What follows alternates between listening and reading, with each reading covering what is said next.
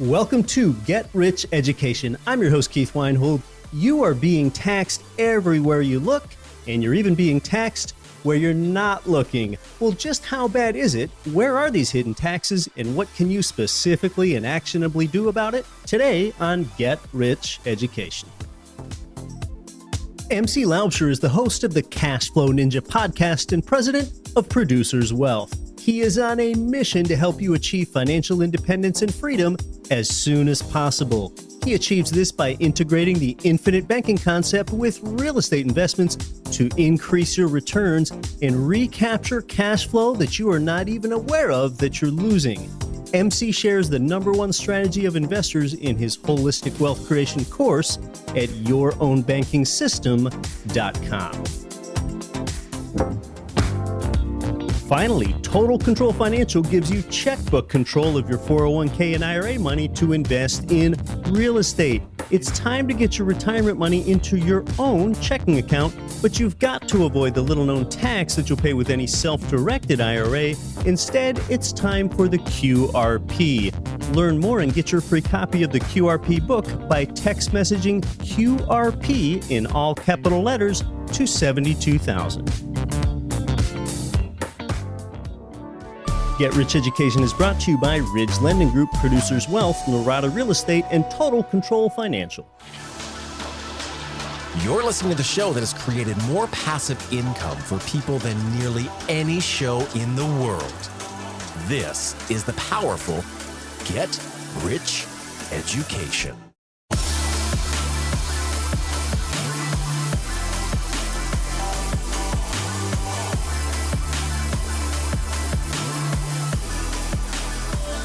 Welcome to GRE. I'm your host, Keith Weinhold, from Salem, Massachusetts to Salem, Oregon, and across 188 nations worldwide. This is Get Rich Education. You're not just being taxed everywhere you look.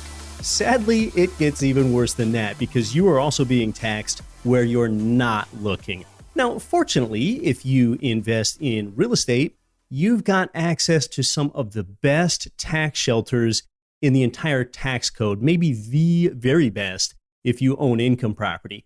With some planning, you have the ability to not just defer your capital gains tax from the appreciation on your rental property, but because there's no limit to the number of times that you can do this, you just keep rolling your gain forward and forward and forward again over the years. With a 1031 Tax Deferred Exchange, you can basically live your real estate life 100% free of capital gains tax, just like I have since buying my first property more than 16 years ago. And don't forget to get a qualified intermediary involved in your exchange like early. Then as far as your rent income goes, it is exempt from Social Security and Medicare tax, and you usually need to pay those things with your W-2 job income. And then on top of that, typically a portion of your rent income is completely sheltered from income tax. It's that portion that's offset by depreciation. And of course, with that rental income of yours, you can shelter more of it as you can deduct many of the property's operating expenses. And that's something that you usually cannot do at your day job, though your day job might have some tiny tax deductions for things like uniforms or maybe union dues or items like that. Of course, to a real estate investor, if you keep $1 in your own pocket that does not go to taxes, you know how to leverage that dollar. You have that knowledge. So I contend that $1 is worth more to you because it has more potential than it does in the hands of a mutual fund investor that doesn't know how to create leverage or cash flow. Now, here at GRE, we are all about don't live below your means, expand your means. Rather than focusing on cutting expenses, it is more powerful for you to increase your income. Sure, but look, when your expense is taxes, well, you don't receive any additional quality of life benefit by paying more in taxes. So that's one expense of yours that we regularly discuss reducing. Now, Rich Dad Tax Advisor Tom Wheelwright has been here with us some 10 times to discuss maximizing your tax efficiency, largely through a real estate investor lens. But today, for a change, we're talking more broadly about reducing your taxes as a citizen and a consumer, because Of course, you are a citizen and you are a consumer before you are a real estate investor. So before we jump into that, I want to talk to you about some real estate markets first. Today, I am in Europe, and I'll be back home in the USA soon enough. In fact, today I experienced islands with palm trees on them here in Europe. Well, what's so unusual about that? Well, where might I be within Europe where there are islands dotted with palm trees? I think you're going to be surprised when I tell you that today I am in Locarno, Switzerland. How can that be? Isn't Switzerland landlocked? Yes, it is. But I'm here on the shores of 40-mile-long Lake Major, which has islands, and it's in just about the lowest elevation, southernmost part of Switzerland. In a straight line distance, it's not too far from the Mediterranean. So the climate is rather temperate, and yes, I am looking at palm trees here. Before we talk about U.S.-centric investing and taxes, let me tell you about an interesting economy and real estate market that I visited here in Europe just a few days ago. That was Venice, Italy. Yes, the famous canals of Venice, the city that has roads made of water rather than pavement. My wife and I rode the gondola and all that. It was great. Well, that's the kind of stuff that you see. But what about the Venice that you don't see? Now, it was my first trip to Venice, Italy, and I learned some more about it. It is fascinating. For one thing, Venice floods more than it used to. That means that the renters on lower floors pay lower rents to their landlord than the renters do on higher floors. Renters on lower floors, they have to panic when they hear the citywide flood alarm and need to quickly move their belongings. With these increasing incidences of floods, renters and residents are increasingly fleeing the city, moving out, leaving old Venice. I also saw some construction there as I was walking around, some pile setting where they're driving foundations. My tour manager tells me that much of Venice is built on wooden piles, many of them which are nearly petrified in place underground. Now, is Venice subsiding? Is the Venice real estate market literally sinking into the saltwater lagoon that it was built upon? Well, some say that Venice subsides 1 to 4 millimeters per year. Other evidence refutes this, or it says that the subsidence has stopped. But you see, subsidence and rising water levels are two different phenomena. There is more evidence that the water level is rising in Venice, and that's why renters and residents increasingly are getting flooded. It's not so much due to subsidence. I visited the lowest point of Venice, and looking at a construction site there, I could see where water had risen up from underneath, and it was less than 8 to 12 inches from the concrete surface there. Venice residents live in such an interesting economy. Since there are no roads in the conventional sense, there's an ambulance boat. There are pizza delivery boats. There is a dedicated laundry boat, trash boats, a UPS delivery boat, a DHL delivery boat. And that's how you get around. That's how the Venice economy moves. Instead of a bus stop, Venice has floating boat stops. The city is 118 islands, and it's connected by some 400 bridges. Without cars, a lot of everyday consumer items need to be hand carted into businesses and residences, boxes of pasta or paper towels or shoes, everything.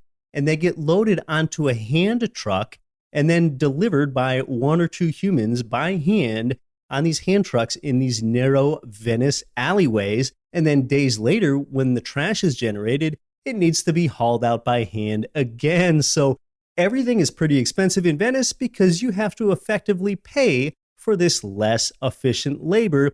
In fact, even using the public restroom costs €1.50, which is about $1.75 US. Some of Venice's side canals are as shallow as 3 feet deep, and you can watch laborers load up these tiny little barges with cargo that move around the city.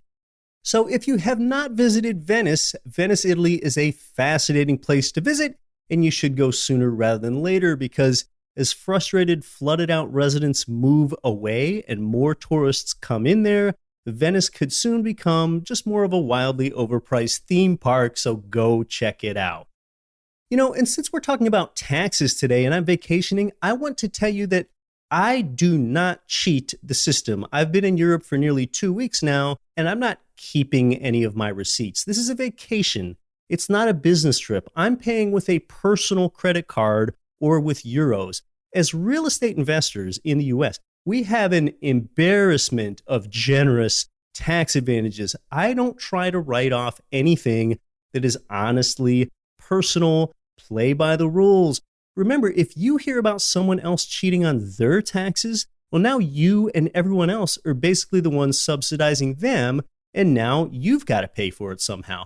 Pay your taxes, be honest, but take every last deduction that you legally can. And we've done shows on how investors can deduct travel expenses in the past year and what the minimum amount of hours you need to devote to a business activity in one day in order to get the write-offs and all of that. Now, I've got some news. Back in the United States, we have opened up 2 new cash-flowing real estate markets, Chicagoland and Tampa Bay, Florida.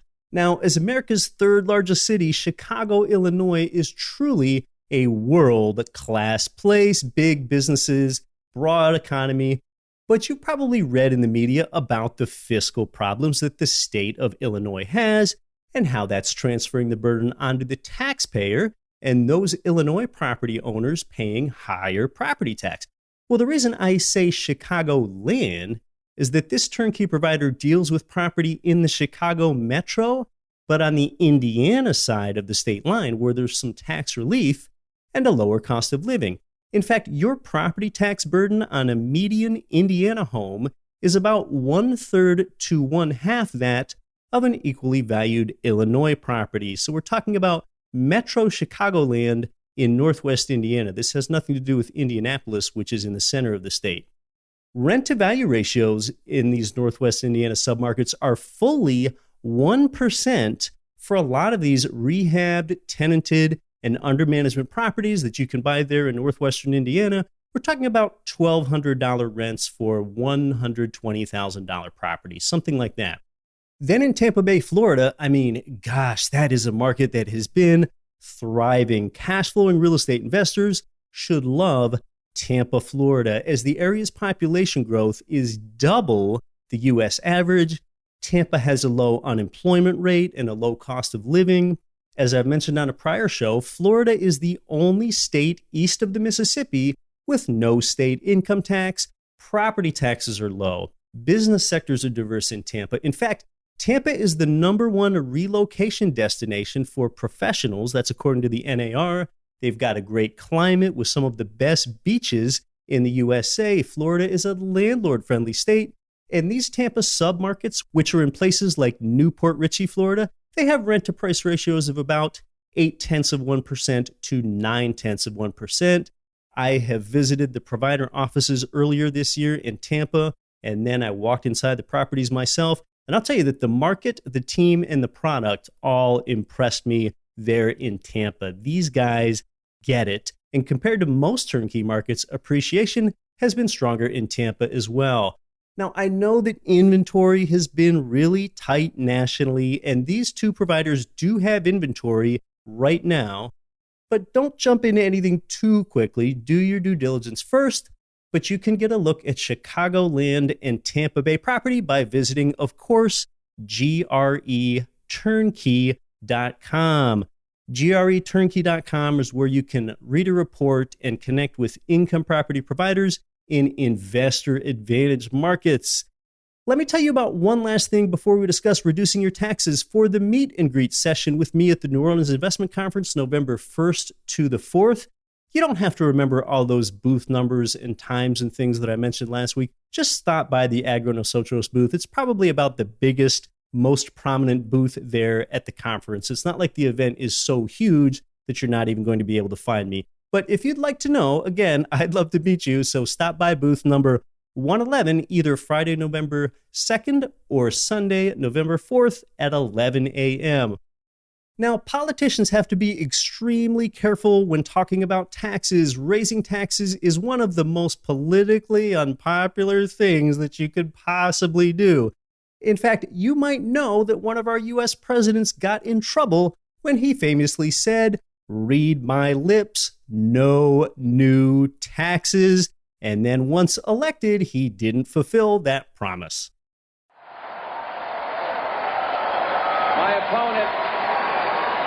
My opponent won't rule out raising taxes, but I will, and the Congress will push me to raise taxes, and I'll say no, and they'll push, and I'll say no, and they'll push again, and I'll say to them, read my lips, no new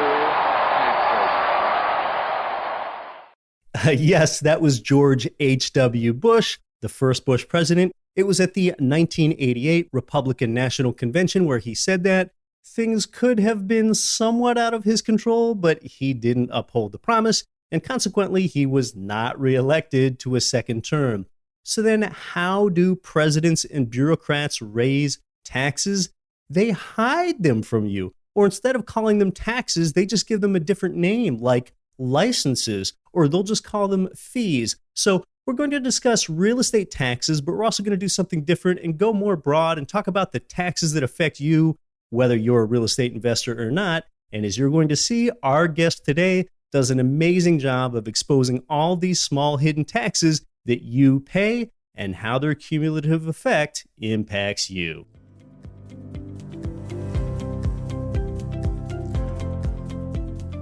You might already be familiar with today's guest because she is frequently on your television on Fox News, CNN, and MSNBC.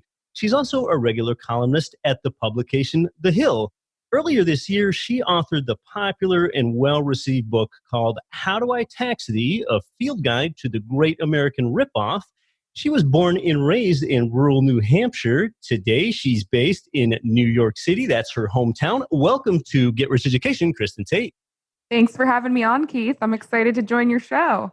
It's so good to have you here. Kristin, it's interesting. What we as Americans spend on our housing, food, and clothing combined is actually still less than our annual tax bill. So basically, taxes are more costly than food, shelter, and safety. In fact, I've read that Americans are going to pay roughly 20% more just in their federal, state, and local taxes than they do for their housing, food, and clothing combined. And that's from the Tax Foundation. What are your thoughts? That's absolutely right. And a lot of people don't realize that when we talk about taxes and when we have these national discussions about taxes, people kind of tend to hyper-focus on income taxes. Right. Which I would say are way too high. I mean, that's my personal opinion. But what a lot of people don't realize is that income taxes actually make up less than half of our personal tax burdens. So when you add all of the other taxes that we pay to the income tax, you're absolutely right, Keith. Most Americans are paying at least 50% of their income straight to federal, state, and city government coffers. And when the government is making more on your labor than you are, that's terrifying. I mean, that's socialism. So I wrote my new book, How Do I Tax Thee?, to expose all of the other ways that you're getting taxed on a daily basis beyond the income tax. I think a lot of Americans might rationalize that, well, I don't live in a state income tax state, and maybe my federal income tax rate is 25%. So I pay property tax, that's a few more percent. So yeah, maybe 30 cents of every dollar goes to taxes. I think that's what some people rationalize, but they're just not thinking about it. I mean, you're not only being taxed everywhere you look. I think you're going to help tell us you're also being taxed in a lot of places where you do not look. That's exactly right. So my book deals with this tax I call the stealth tax or the hidden tax. And these are taxes that are really embedded in everyday purchases and transactions. And they're confusing because often they're not called taxes. Right. The government will call them fees or charges, surcharges, and they're tacked onto your bills. So for example, cell phone bills are just ridden with these hidden taxes, but they're disguised as important sounding fees. I'll give you a great example of that. Next time you get your cell phone bill, take a good look at it. Almost all of them called the 911 fee. When you see that, you think, okay, well, I don't really know what this is, but I assume it's a fee that's going towards something related to emergency services like 911 calls. So I don't really like paying the extra money, but sounds like a worthwhile cause, right? Well, in the 1990s, when this fee was tacked on to cell phone bills, the money was going to upgrades to 911 systems, but those upgrades were completed in the early 2000s, and guess what? The 911 fee was never removed. It is now an actual tax. So you pay the 911 fee, and the revenue just goes straight to the state government coffers where government bureaucrats can spend it on whatever they want. So that's an example of, this sort of nebulous sounding fee that's really just a tax disguised. So my book shows readers how to really identify a tax when it's not called a tax. This is so interesting. You bring up the example of the 911 tax. Now, this might be a relatively minor tax in your phone bill, but something interesting here that applies to much bigger taxes in your life, I think, is this whole aspect of as soon as a consumer and citizens get used to paying a new tax, they're just going to keep paying it, and it doesn't need to be removed because it's just kind of off the radar. So once they pay it, they just continue to pay it, even though that revenue might actually get siphoned off to a different place than where it was ever intended. You're right. The 911 fee is a small tax, but it's like death by 1,000 cuts, right? Right. Every time you pay a bill, every time you pay your rent, every time you go to a restaurant, fly on a plane, go see a movie, go to a sports game, get drinks at the bar with your friends, anytime you do anything, essentially, you are taxed. So all of that really does add up to some significant funds. I found that every year Americans pay $656 billion in hidden taxes. So this is some significant money we're talking about. And sure, each individual little tax is not much, but you add it up, and again, these types of taxes end up costing us more than the income tax. Let's talk about some of these bigger taxes then, with some of these everyday essential items that humans need to live. I'm talking about things like housing, food, clothing, transportation. I mean, just within housing, property taxes are a substantial tax. Every time you go and rent a hotel, there are substantial bed taxes and other taxes. It can be said that renters are effectively subsidizing property tax for the landlords. So just tell us about some more of those housing type of taxes. Sure. So in my book, I deal with this phenomenon that I call taxation through regulation. And that happens when the government puts burdensome regulations onto property owners, and those costs get passed down to renters, or if you own a house, to the owner. My father is actually a landlord up in New Hampshire, and he deals with this all the time. State and federal governments will put in place these sort of onerous regulations that really have nothing to do with anything productive. And yet it increased the costs for people like my father. Another example is the government says, oh, well, you have to accept Section 8 renters. Section 8 is the welfare program that subsidizes housing and rentals for people. Right. So that actually makes it riskier for my father as a landlord, because Section 8 renters tend to, not take as good care of his property as someone who's paying rent with their own money, because the Section 8 renters don't have skin in the game. They don't really spend anything to live there. So to basically protect himself from the damage that will inevitably come from the Section 8 renters, my father has to slightly increase the rent for the other renters of the property to protect himself. So these are all what I call taxation through regulation examples. And I would say that that applies really strongly to renting and home buying as well. Yeah, that's right, because now those other renters are effectively subsidizing the Section 8 renters. In multiple ways, by the way, because we're subsidizing them through our income taxes, which is providing the money for the Section 8 vouchers, but then also the renters are paying more in their rent to sort of give my dad, the landlord, a cushion. That's right. It's just another example of you're being taxed where you're looking and also where you're not looking and where you're not thinking about. And see, those higher rents that those other tenants are paying for the Section 8 tenant, that's just not thought of or recognized as a tax at all, but it effectively is. That's exactly right. It's really unfair. But again, we're talking about kind of bigger taxes here. My book also peels back the layers on these seemingly small taxes that really add up, and we find them most often in our bills. And this is something that applies to Americans across the country, which is why I like to talk about them, because there's really no escaping them. Like electric bills, right? Everybody needs electricity. And 30% of the average electric bill is just taxes. And these taxes are being spent on things that would blow your mind depending on where you live. In New York City, there's this big scheme between the city and Con Edison, which has a monopoly on providing energy to everyone who lives in the city. So because of this agreement and because Con Edison knows that there are no competing power companies, Con Ed can rack up and jack up the price of what they're providing for their customers and give kickbacks to the city with impunity because, again, there's no competition there. So the city knows that if it makes these deals with, say, electric companies, it can just balloon the taxes that you're paying. And this is not just something happening in New York City. It happens everywhere. I do like to talk about the big taxes, but I love opening my readers' eyes up to these seemingly small taxes because the problem starts when you just sort of shrug it off. You say, oh, it's only an extra $200 a year on my electric bill. It's only another $150 a year on my cell phone bill. That's really nothing. Well, that attitude is what allows this to happen. And ultimately, all of these small taxes add up to something significant that's hurting your wallet. And it's so rare that they're ever taken away once they're implemented. Yeah, exactly right. As John Stossel on the Fox Business Network used to say, government only grows. And that's something else I really wanted to highlight is the dishonest way that these taxes are implemented, right? You know, I have a lot of liberal friends. I live in New York City, and their attitude on taxation tends to be, well, I don't like paying taxes, but we need to pay them to live in a civilized society. My response to them is, how can you be okay with a tax that you're not even aware of?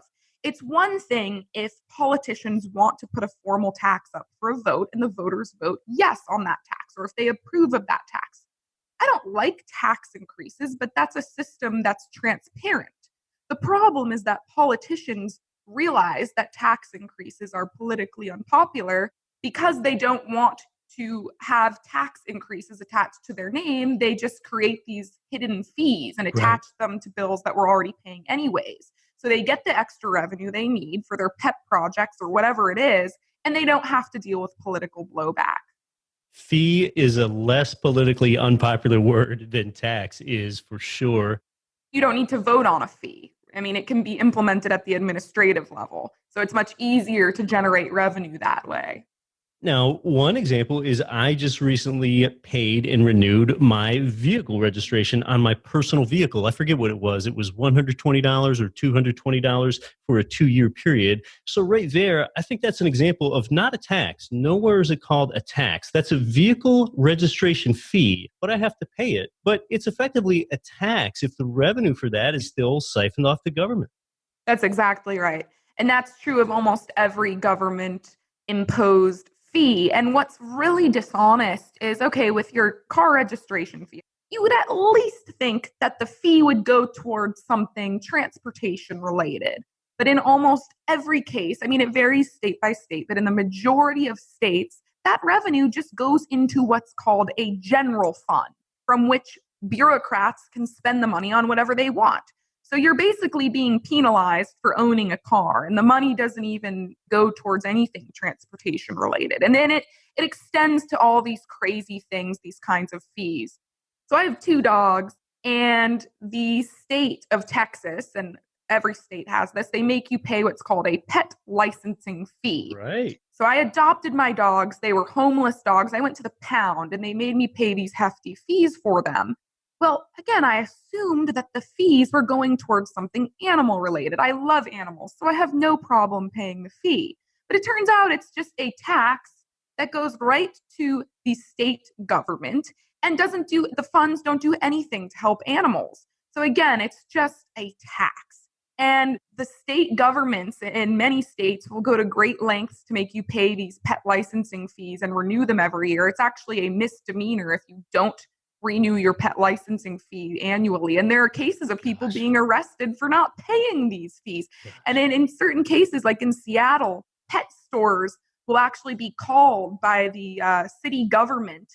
And the city government will say to the pet store, I want the name and phone number of everyone you have on record for buying pet food at your store. And then they call up every one of those people and basically threaten them and say, hey, have you paid your pet licensing fee this year? If you don't, it's a misdemeanor. It's crazy. And I know this sounds like a small, silly, insignificant thing, but when you really think about what's happening, it's kind of scary. And this is applying to almost every aspect of our life, not just pets, not just car registration. It's really everything we purchase or every transaction. It has these fees attached to them and you can't contest them. It's really a small consolation when something like a vehicle registration fee, for one thing, at least that number is in front of my face and I know what I'm paying, even though I might not like it. But it's not much consolation when your vehicle registration fee, or how about the gasoline tax? It's not much consolation when neither of those things for transportation, they do not go to pothole filling, for example. And then with something like the gasoline tax, additionally, I think a lot of people have heard that they pay a gasoline tax, but that's never really put in front of your face. You can never see in black and white what you're paying. It's not itemized. Right. It's not itemized on the receipt. Now, I will say with the gasoline tax, at least that's a formal tax. So we know what the rate is. We can sort of track it. You can find out where that money is going because it's a formal tax. I really take issue with these stealth taxes, which again are almost always listed as fees or surcharges because those are much harder to track and they can change at any time. The government, whether it's state or federal, does not have to alert the public when they raise fees. Whereas with a gas tax, I really don't like it, but it is a tax and I will know when it's increased and I can see where the revenue is going with a simple search online. So I treat them differently. I don't like either, but there is a difference there. Now, if someone does not own their own vehicle, maybe they think they're somewhat exempt from a number of these transportation taxes, like paying highway tolls or like paying for gasoline or like paying for a car registration, but you're really not. If you go rent a car, rental car fees, when you go rent one on a vacation or on a business trip, they can usually be more than 1/3 of your bill is just in these rental car fees. Oh, sometimes it's, up to 50% of what you're paying in rental car charges. There is just taxes. States love rental car taxes because you can basically tax out-of-staters, instead of burdening your own citizens with higher income taxes or sales taxes, you can get those visitors with the rental car tax. And my book outlines some crazy ways that states have spent this revenue. In Florida, they built like a whole sports stadium just on rental car taxes. So, you are not exempt from these transportation fees and taxes if you don't own a vehicle. Yeah, and a transportation fee, that just doesn't have anything to do with translating to a new stadium for the Miami Marlins or something. Right, exactly. It doesn't add up. Someone else that doesn't own their car, I mean, if they take the New York City subway or if they take an Uber, I'm sure there are hidden taxes in places like that. Oh my gosh, yeah, you just mentioned the subway. Almost every major city, the subway system is filled with these kinds of things. New York, their subway is infamous for being poorly run, and it breaks down frequently, and it loses more than $6 billion per year. But meanwhile, the average MTA worker, the vast majority of whom are bus and train operators as well as cleaners, make a base salary of almost $100,000 a year, and that's before overtime. And then their retirement packages are costing New York City billions of dollars. I think it was $10 billion last year alone, which is $2 billion more than the city makes from Metro card sales. So because the city can't rely just on Metro card sales, the city actually implements MTA taxes on cab companies, utility companies, and cell phone providers that are passed down to consumers. So to simplify, what I'm saying is that even if you never take the MTA subway in New York City, you are subsidizing it by taxes slipped into your cell phone bills, built into cab fares, and in almost every utility bill that you pay. It's a total scam. And again, this is not just New York that's doing this. San Francisco does something similar, as does Boston and Chicago. So if you live in a big city and you do not take the subway, I guarantee you are subsidizing it through other taxes. Gosh, that's just astounding. And, speaking of transportation, I just recently bought 2 plane tickets for a recent international trip. So I spent a little bit more on the plane tickets than usual for my wife and I. And I just looked, the prices for the 2 tickets were $3,500. I'm just rounding off.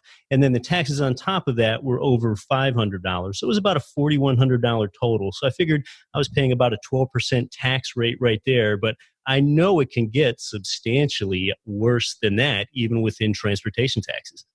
Oh, yeah, you bring up plane tickets. 25% of every plane ticket goes directly to the federal government. And most of that money goes to the FAA, which I think stands for the Federal Aviation Administration. Yeah. And the FAA has consistently been rated as one of the most wasteful government agencies. Their budget continues to balloon in size while the agency decreases every year in efficiency. And the workforce fell by 4%. I have the stat right here since 1996, but the personnel costs have almost doubled. That means that each FAA bureaucrat has essentially gotten a 100% raise in compensation over the last 20 years.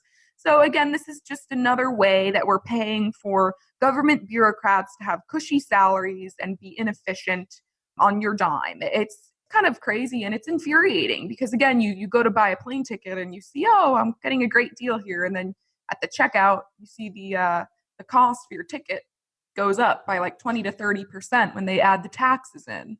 Yep, we're always rounding up in the shopping cart there. So what do you think is the best, or maybe I should say least worst way to exact taxes on society? To have a more graduated tax or to have a regressive tax? And before we go on, just to explain, a regressive tax, for those that don't know, that means a tax that's applied uniformly. And then what that does is that takes a larger percentage of income from lower income earners than from higher income earners. So there's kind of a graduated system versus a regressive system. And then there's another one where, the users, for example, with highway tolls or vehicle registration, the users pay the tax. What are your thoughts there? Well, just to kind of clarify, the taxes I'm talking about in my book are all regressive taxes. Cell phone taxes, plane taxes, it doesn't matter how much income you make, right? You're still paying the same amount of taxes on these purchases as someone who's a multimillionaire. So I argue that these sort of stealth taxes and embedded taxes actually hurt poor people more than they hurt the wealthy because, if you're making $200,000 a year, an extra $1,000 a year in hidden taxes really isn't a huge deal to you. It might be annoying, but you're going to be fine. Yeah. Whereas, if you're a single mom struggling to make $25,000 a year and raise a kid, that extra $1,000 a year is really going to hurt.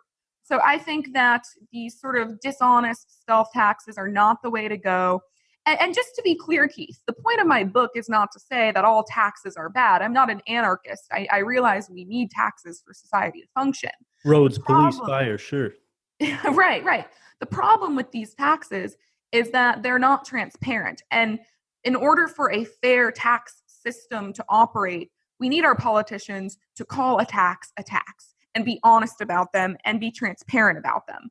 So that means that when you want more income into your federal or state coffer, you need to alert the voters that you are going to raise a tax or put a tax up for a vote and do it the right way instead of trying to avoid political blowback by waving your magic wand and tacking fees onto everything. So I'm for a graduated tax system that is transparent and does not allow these politicians to take advantage of fees and surcharges and basically, shake us down every time we engage in any kind of transaction at all. It's totally unfair. And a lot of people are unaware of just how much these transactional taxes really add up.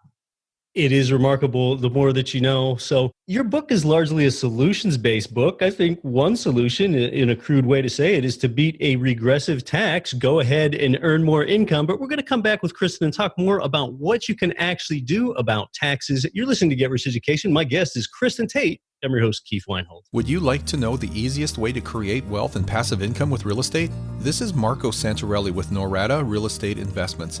Now you can access the best deals without the stress or hassle of having to find, renovate, or manage those properties.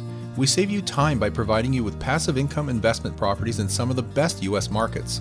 Learn more by downloading your free copy of The Ultimate Guide to Passive Real Estate Investing. There's no obligation and nothing to buy. Simply visit passiverealestateguide.com and get your free copy today. That's passiverealestateguide.com. For a real estate investor like you seeking an income property loan, go to Ridge Lending Group, NMLS 42056. Over the years, you've heard President Chaley Ridge generously devote her time to you here on the show as a guest. Ridge provides investment property loans in most U.S. states, and you're going to find out how they've helped more people realize their dreams of real estate financial freedom than any other mortgage lender in the entire nation when you get started at ridgelendinggroup.com. This is Rich Dad, Poor Dad, author of Arbor Kiyosaki. Listen to Get Rich Education with Keith Weinhold. Don't quit your daydream.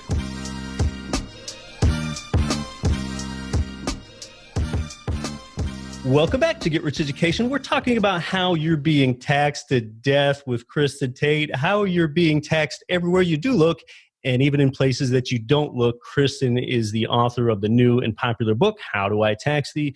Kristin, we are predominantly real estate investors here. And, you know, with real estate, you can shelter a lot of your investment gains. A lot of real estate investors still aren't doing that. But let's talk to us about taxes on investment gains, whether that's in the stock world or the real estate world. We're talking about things like capital gains tax, tax on dividends, rent income, and so on. Sure, yeah. So my book focuses more on these sort of everyday purchases and how you're taxed in smaller ways every day. But no, Keith, you're absolutely right. My father is a landowner and a landlord, and he helped me start investing my own money from a very young age. And it's so infuriating, you know, because you try to do the right thing and save your money and invest your money. And it's like every time you do something productive in the economy, the government needs to get its share. And I've experienced this firsthand with my own investments. Again, every time I try to move funds or if I want to take risks with my money, the government needs to get its hands involved. And it's just so discouraging. But I do have some small solutions for avoiding these sort of everyday hidden taxes that are hitting us on our purchases and our sort of everyday bills and transactions. Yeah, and some of these are just really crazy examples, oftentimes limiting individual choice. Tell us about some of those. Many of them are sin taxes, but oftentimes those sins exact a cost on society, but yet there is a tax for these. So just talk to us about what society calls sin taxes. Well, sin taxes are taxes that are implemented to sort of change our behavior in a certain way. So, I mean, we've been testing these sort of taxes throughout our history as a nation, of course, with prohibition, which was a horrible failure, and afterwards with our taxes on alcohol. But more recently, we have started implementing around the country these sugary beverage taxes. Right. And the bureaucrats who put these sort of taxes in place say it's because sugary beverages are bad for our health, so we want to deter people from drinking them. Therefore, we will tax them. And they always say, oh, we're going to put the revenue towards education. That's the most common sort of spending proposal that they have. Like in Philadelphia, they just implemented one of these sugary beverage taxes. They said to their voters, we're going to put all of the revenue we get towards pre-K education. So don't you worry, this money will be spent well. Well, guess what? Philly implemented the tax a couple years ago. Sugary beverage consumption has not gone down. There is no evidence of that whatsoever. And not 1 year have they put the funds towards pre-K. Gosh. Instead, they use the funds for budget shortfalls. And if you look at the Philly budget, almost half of what they're spending every year is going towards bloated pensions and salaries for public workers. Now, this is not to sort of beat on public workers, but it's sort of dishonest to tell the constituents that they should support the sugary beverage tax to help support pre-K and then just spend the money on wildly above market salaries for public workers. There is no evidence showing that this sugary beverage tax is making the population any more healthy. And meanwhile, it's really hurting businesses. So Coke had a big outpost in Philly, and they had to lay off a lot of their workers. It was pretty significant layoff. I don't have the number right here, but I want to say it was over 100 people lost their jobs just at Coke alone. And restaurants have said that it's hurt their business because they have to either buy the sugary beverage or they pass down the tax directly to their customers, and then the customers have to pay more.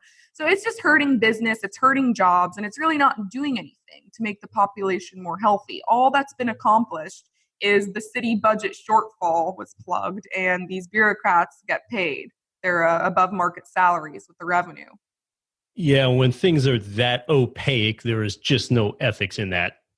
Exactly. It's infuriating. And unfortunately, this is such a wonky and sort of weedy topic that a lot of people don't care. And so when these sorts of sugary beverage taxes are proposed in other cities, instead of actually pointing out what has happened in Philly and other places where it's failed, people just hear sound bites about helping education and being healthy, and they jump on board without fully recognizing what's about to happen to their communities.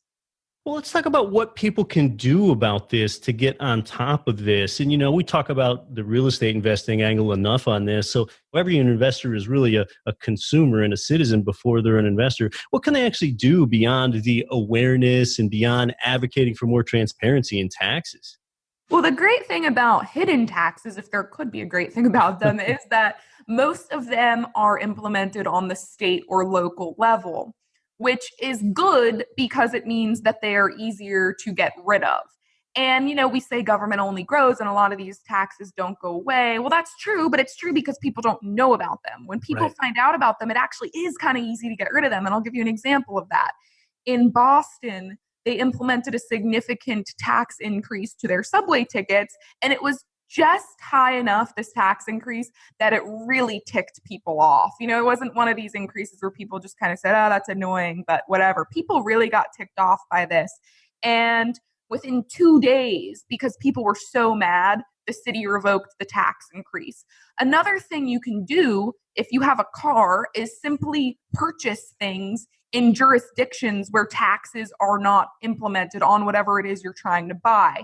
And this actually makes a really significant difference. For example, now Philadelphia, we're just talking about the sugary beverage tax, is actually considering getting rid of the sugary beverage tax because sales at restaurants and grocery stores, overall sales have gone down. And they attribute some of that to people simply getting in their car and driving across city limits and purchasing their groceries at other grocery stores so that they don't have to pay taxes on their sugary beverages, if they're buying sodas or what have you, or, going and buying their sandwich across city limits. So it is easy to avoid some of these taxes by simply driving to the next city over. Or I know this sounds like a fluffy non-solution, but it's actually quite effective, showing up at your town hall. My dad lives in a small town in New Hampshire. No one bothers to go to the town hall. So these people in charge get away with everything. And sometimes it takes 2 or 3 people showing up and raising hell to really change things. So it's just a matter of being aware and then taking action. As small as these actions may seem, they really can make a difference because, again, a lot of these burdensome taxes are implemented on the local level. Yeah, well, you've sure raised a lot of awareness with this for our audience and making us look in places for taxes that we don't often look, and really keeping in mind that a lot of these fees are really de facto taxes. Well, Kristin, just tell our audience how they can learn more about you and how they can get the book. Absolutely. So I am online at KristinBTate.com, and Kristin is spelled Kristin. I also write a political weekly column for the Hill newspaper, and I have another book that came out before How Do I Tax Thee called Government Gone Wild, which is a really fun read. It's kind of like a libertarian manifesto. So anyone who's sort of pro-free market would like that book as well. But you can find me online at my website, which is Kristin B. Tate. And both of my books, How Do I Tax Thee, as well as Government Gone Wild, are available on Amazon or at Barnes & Noble or wherever books are sold. Kristin Tate, it's been great having you on the show. Thanks for being here. Thank you so much for having me, Keith. Love your show, and it's an honor to come on as a guest.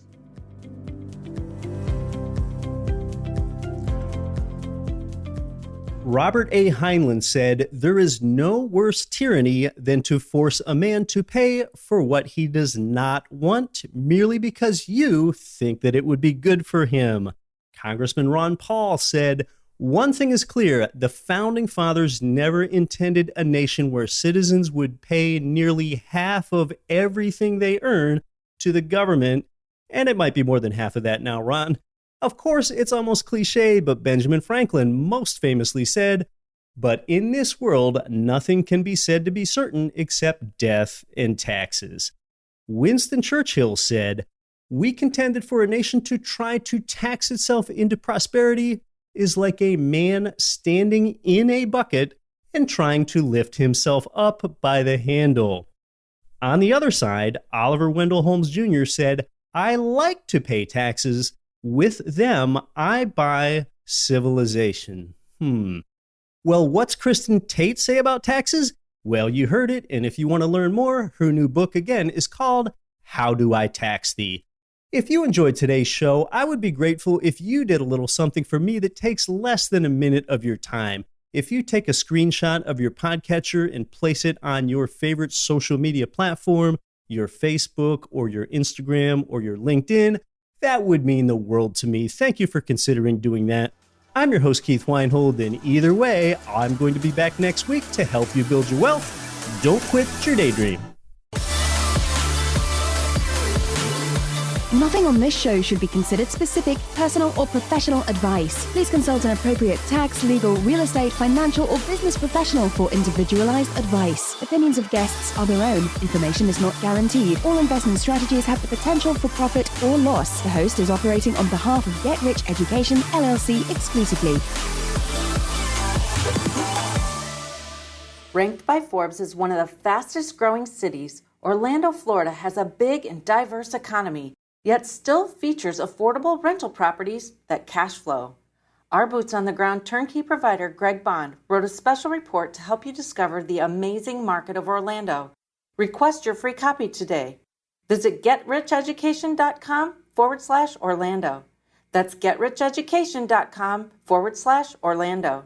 71% of Americans aren't saving enough for retirement. It's going to get worse as people live longer, and you need to start thinking differently. But you can't lose your time. Real estate is the investment vehicle that's made more ordinary people wealthy than anything else. Keith Weinhold of Get Rich Education is host of one of America's top investing shows, Disrupting Wall Street. He's an international best-selling author, a writer for Rich Dad Advisors, and has been an active income property investor since 2002. He has created thousands in passive monthly income for countless followers, and now he has a free book, The 7 Principles for Creating Wealth in Your Life. Get your copy now at GetRichEducation.com/book. That's GetRichEducation.com/book. Because invest in what produces income for you now and later. Sign up now at GetRichEducation.com/book.